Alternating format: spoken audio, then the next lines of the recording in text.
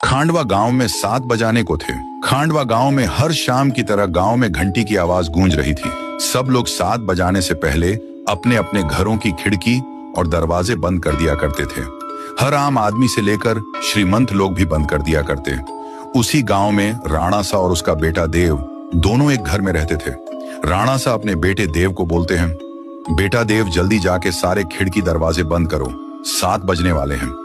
बेटा देव खिड़की दरवाजे कस के लगाना और 7 बजने के बाद किसी से भी बात मत करना, और मैं जब तक ऊपर के खिड़की बंद कर देता हूं, ये बोलकर राणा सा ऊपर के कमरे चले जाता है। देव अपनी पापा की बात मानकर वो जल्दी से खिड़की बंद कर देता है और जाकर दरवाजा बंद करके जब वो लास्ट खिड़की लगा रहा ही होता है कि उसके सामने उसकी माँ अचानक आ जाती है और देव से कहती है, देव बेटा कैसे हो?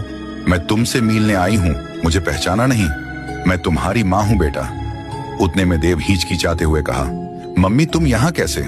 पापा ने तो बोला था कि आप इस दुनिया में नहीं हो, आप मर चुके हो। ये बात सुनकर माँ बोली, नहीं तो देखो मुझे, मैं तो जिंदा हूं पापा, झूठ बोल रहे हैं। चलो बेटा अब दरवाजा खोलो, मैं ज्यादा देर तक बाहर खड़ी नहीं रह सकती, वह लोग आ जाएंगे। फिर देव बोला, हाँ हाँ मम्मी मैं अभी दरवाजा खोलता हूँ। ये कहकर देव ने जाके दरवाजा खोल दिया। दरवाजा खुलने के बाद मम्मी अंदर आने लगी। दूसरी तरफ राणा सा नीचे आ गया।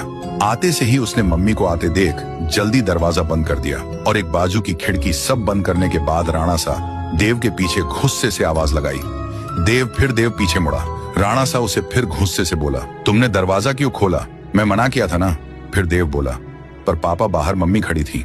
राणा सा बोला, शांत हो जाओ मैन, कहाँ था ना तुम्हारी मम्मी मर चुकी है, मैं तुम्हें बाद में सब बता दूंगा, अब चुपचाप ऊपर जाकर सो जाओ। फिर देव तेजी से ऊपर सोने के लिए चला गया। देव अपने कमरे में आकर बिस्तर पर करवटें लेकर सो रहा था। देव को अपनी माँ की याद सताती गई। उसके मन में कई सवाले घूम रहे थे और जब सुबह हुई तो राणा सा देव को लेकर कहीं तो ले जाने लगा। वो देव को लेकर गांव के रास्ते पर लेके आया और देव को बोला, देखो बेटा ये वही रास्ता है जहां पर तुम्हारी मम्मी मरी थी। कैसे देव की मम्मी?